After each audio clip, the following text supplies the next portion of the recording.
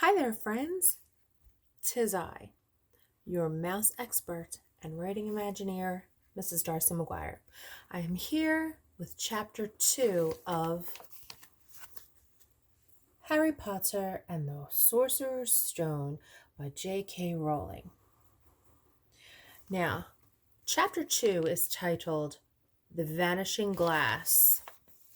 And if you were listening to Chapter 1, I wonder if perhaps you can figure out who that character is. Think about the very first chapter we read together, the Dursleys and their son. Okay, let's read it and see if the name that I read is the name that you guessed. Chapter 2, The Vanishing Glass. Nearly 10 years had passed since the Dursleys had woken up to find their nephew on the front step, but Privet Drive had hardly changed at all. The sun rose on the same tidy front gardens and lit up the brass number 4 on the Dursleys' front door. It crept into their living room, which was almost exactly the same as it had been on the night when Mr. Dursley had seen that fateful news report about the owls. Remember that? Only the photographs on the mantelpiece really showed how much time had passed. 10 years ago, there had been lots of pictures of what looked like a large pink beach ball wearing different colored bonnets. But Dudley Dursley, how many of you said Dudley? That's him, Dudley. And look at how much time has elapsed between Chapter 1 and Chapter 2. 10 years. It's amazing how authors can do that, right? They can just make time fly on a broomstick if they like. So yes, Dudley Dursley. But Dudley Dursley was no longer a baby, and now the photographs showed a large blonde boy riding his first bicycle on a carousel at the fair, playing a computer game with his father, being hugged and kissed by his mother. The room held no sign at all that another boy lived in the house too. Why do you think that? Yet Harry Potter was still there. Asleep at the moment, but not for long. His Aunt Petunia was awake, and it was her shrill voice that made the first noise of the day. Up! Get up now! Harry woke with a start. His aunt rapped on the door again. Up! She screeched. Harry heard her walking toward the kitchen, and then the sound of the frying pan being put on the stove. He rolled onto his back and tried to remember the dream he had been having. It had been a good one. There had been a flying motorcycle in it. He had a funny feeling he'd had that same dream before. His aunt was back outside the door. Are you up yet? She demanded. Nearly, said Harry. We'll get a move on. I want you to look after the bacon. And don't you dare let it burn. I want everything perfect on Duddy's birthday. Harry groaned. What did you say? His aunt snapped through the door. Nothing. Dudley's birthday, how could he have forgotten? Harry got slowly out of bed and started looking for socks. He found a pair under his bed, and after pulling a spider off one of them, put them on. Harry was used to spiders because the cupboard under the stairs was full of them, and that was where he slept. Oh my goodness, imagine that, sleeping in a cupboard under the stairs. Ugh, poor Harry.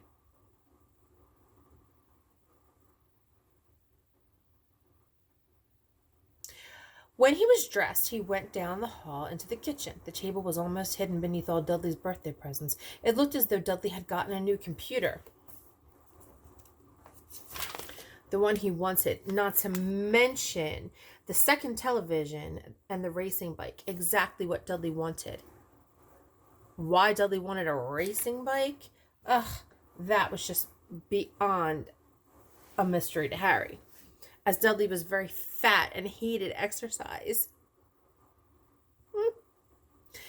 Unless, of course, it involved punching somebody. Dudley's favorite punching bag was Harry, but he couldn't often catch him. Harry didn't look it, but he was very fast. Perhaps it had something to do with living in a dark cupboard, but Harry had always been small and skinny for his age. He looked even smaller and skinnier than he really was, because all he had to wear were old clothes of Dudley's, and Dudley was about 4 times bigger than he was. Harry had a thin face, knobbly knees, black hair, and bright green eyes. He wore round glasses held together with a lot of scotch tape because all the times that Dudley had punched him on the nose. The only thing Harry liked about his own appearance was a very thin scar on his forehead that was shaped like a bolt of lightning. He had had it as long as he could remember, and the first question he could ever remember asking his Aunt Petunia was how he had gotten it. "In the car crash, when your parents died," she had said, "and don't ask questions."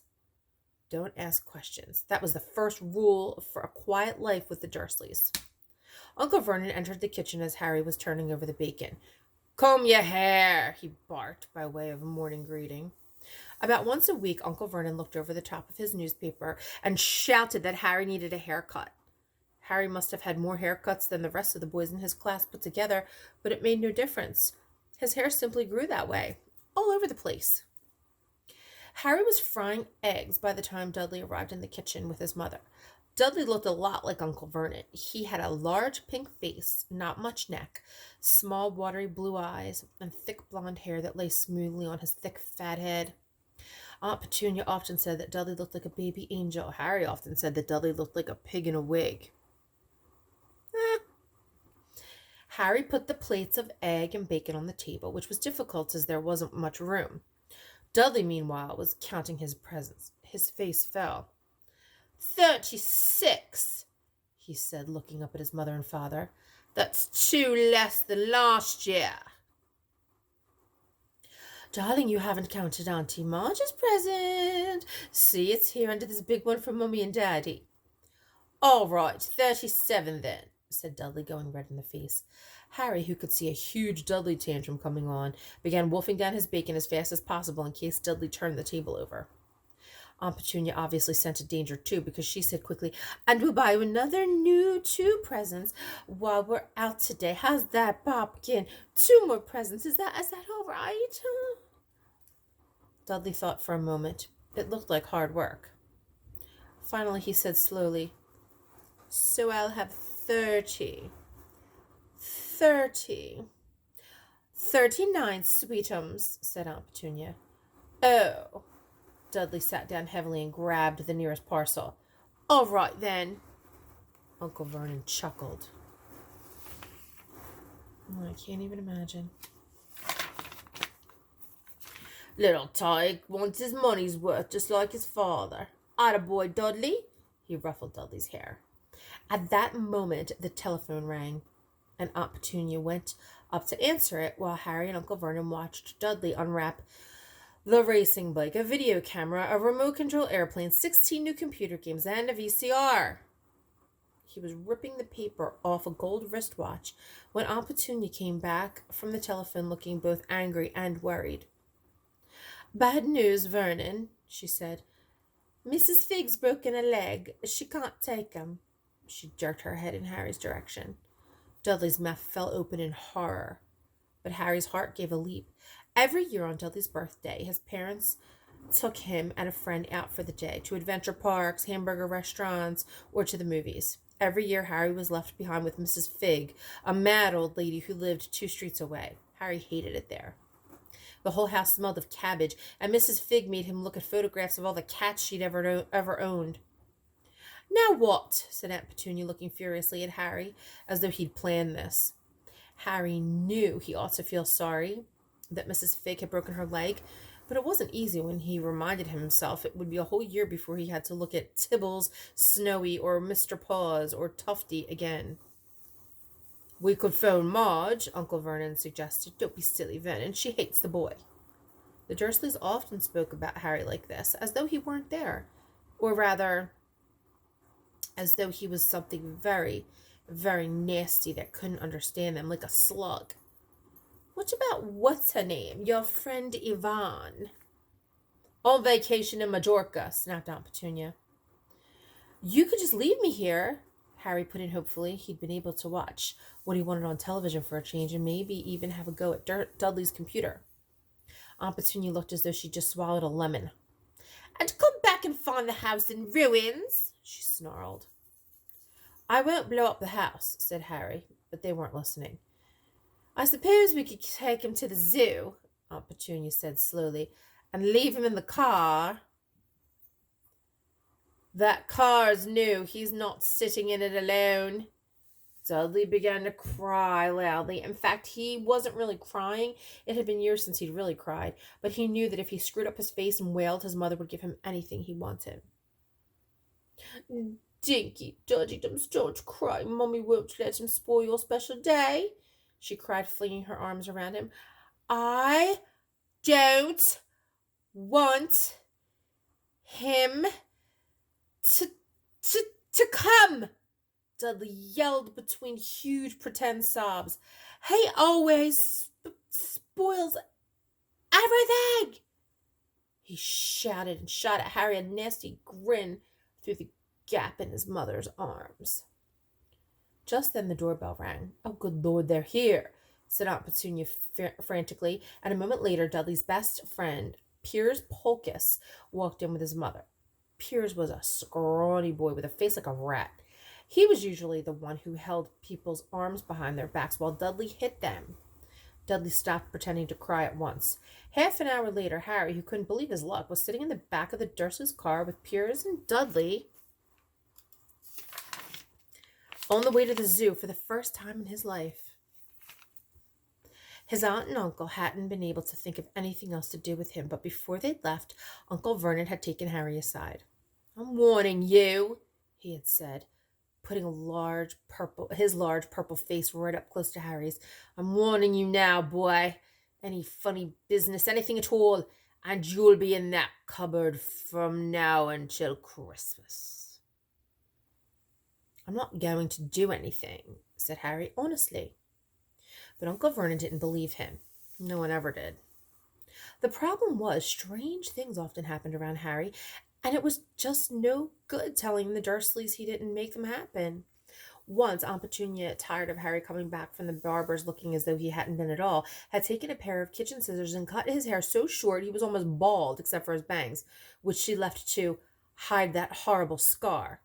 Dudley had laughed himself silly at Harry, who spent a sleepless night imagining school the next day, where he was already laughed at for his baggy clothes and taped glasses.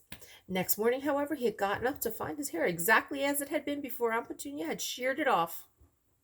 He had been given a week in the cupboard for this, even though he had tried to explain that he couldn't explain how it had grown back so quickly. Another time, Aunt Petunia had been trying to force him into a revolting old sweater of Dudley's, brown with orange puffballs. The harder she tried to pull it over his head, the smaller it seemed to become, until finally it might have fitted a hand puppet, but certainly wouldn't fit Harry.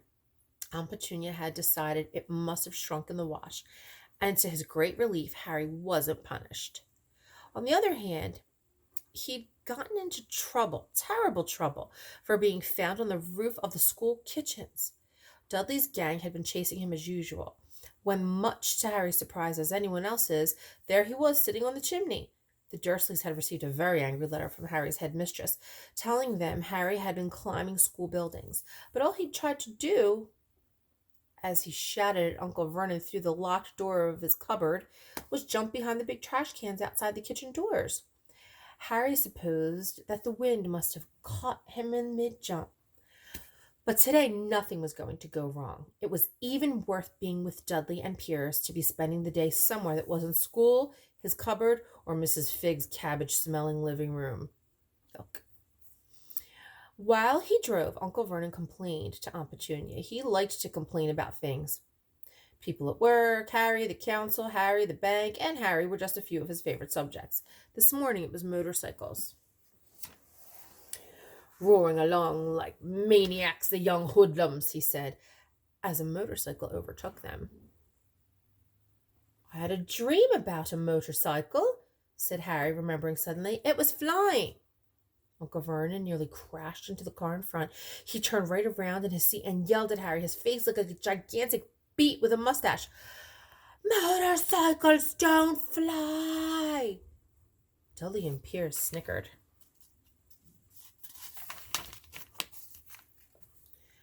"I know they don't," said Harry. "It was only a dream." but he wished he hadn't said anything.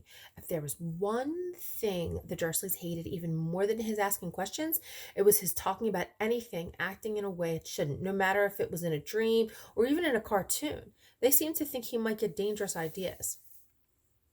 It was a very sunny Saturday, and the zoo was crowded with families. The Dursleys bought Dudley and Piers large chocolate ice creams at the entrance, and then, because the smiling lady in the van had asked Harry what he wanted before they could hurry him away, they bought him a cheap lemon ice pop. It wasn't bad either, Harry thought, licking it as they watched a gorilla scratching its head, who looked remarkably like Dudley, except that it wasn't blonde. Harry had the best morning he'd had in a long time. He was careful to walk a little way apart from the Dursleys so that Dudley and Piers, who were starting to get bored with the animals by lunchtime, wouldn't fall back on their favorite hobby of hitting him. They ate in the zoo restaurant, and when Dudley had a tantrum because his Knickerbocker glory didn't have enough ice cream on top, Uncle Vernon bought him another one, and Harry was allowed to finish the first. Harry felt afterward that he should have known it was all too good to last. After lunch, they went to the reptile house. It was cool and dark in there, with lit windows all along the walls. Behind the glass, all sorts of lizards and snakes were crawling and slithering over bits of wood and stone. Dudley and Piers wanted to see huge poisonous cobras and thick man-crushing pythons. Dudley quickly found the largest snake in the place. It could have wrapped its body twice around Uncle Vernon's car and crushed it into a trash can. But at the moment, it didn't look in the mood. In fact, it was fast asleep. Dudley stood with his nose pressed against the glass, staring at the glistening brown coils. "Make it move," he whined at his father. Uncle Vernon tapped on the glass, but the snake didn't budge. "Do it again," Dudley ordered. Uncle Vernon rapped the glass smartly with his knuckles, but the snake just snoozed on. "This is boring," Dudley ordered. He moaned and shuffled away.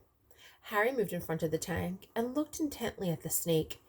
He wouldn't have been surprised if it had died of boredom itself. No company except stupid people drumming their fingers on the glass, trying to disturb it all day long. It was worse than having a cupboard as a bedroom, where the only visitor was Aunt Petunia hammering on the door to wake you up. At least he got to visit the rest of the house. The snake suddenly opened its beady eyes. Slowly, very slowly, it raised its head until its eyes were on level with Harry's. It winked. Harry stared. Then he looked quickly around to see if anyone was watching. They weren't. He looked back at the snake and winked too. The snake jerked its head toward Uncle Vernon and Dudley and raised its eyes to the ceiling. It gave Harry a look that said quite plainly, "I get that all the time." "I know," Harry murmured through the glass, though he wasn't sure the snake could hear him. It must be very annoying. The snake nodded vigorously. "Where'd you come from, anyway?" Harry asked. The snake jabbed its tail at a little sign next to the glass. Harry peered at it. Boa Constrictor, Brazil. Was it nice there? The boa constrictor jabbed its tail at the sign again, and Harry read on. "This specimen was bred in the zoo." "Oh, I see. So you've never been to Brazil." As the snake shook its head, a deafening shout behind Harry made both of them jump. "Dudley, Mr. Dursley, come and look at this snake. You won't believe what it's doing." Dudley came waddling toward them as fast as he could. "Out of the way, you," he said, punching Harry in the ribs. Caught by surprise, Harry fell hard on the concrete floor. What came next happened so fast, no one saw how it happened.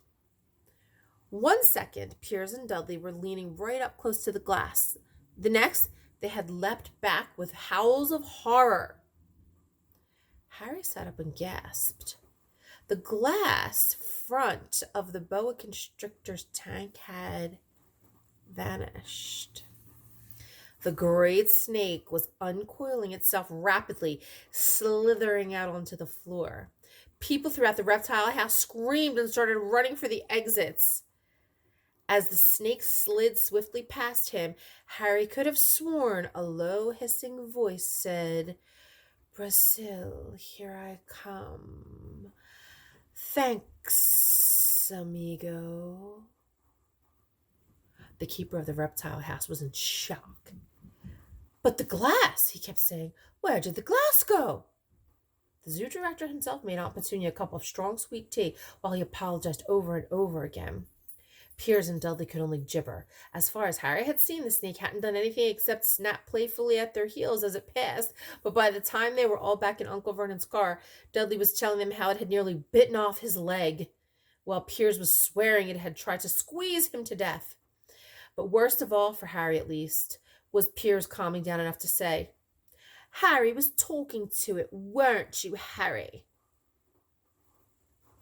Uncle Vernon waited until Piers was safely out of the house before starting on Harry. He was so angry he could hardly speak. He managed to say, "Go, cupboard, stay, no meals," before he collapsed into a chair, and Aunt Petunia had to run and get him a large brandy. Harry lay in his dark cupboard much later, wishing he had a watch. He didn't know what time it was, and he couldn't be sure the Dursleys were asleep yet. Until they were, he couldn't risk sneaking to the kitchen for some food. He'd lived with the Dursleys almost 10 years, 10 miserable years, as long as he could remember, ever since he'd been a baby and his parents had died in that car crash. He couldn't remember being in the car when his parents had died. Sometimes, when he strained his memory during long hours in his cupboard, he came up with a strange vision, a blinding flash of green light and a burning pain on his forehead.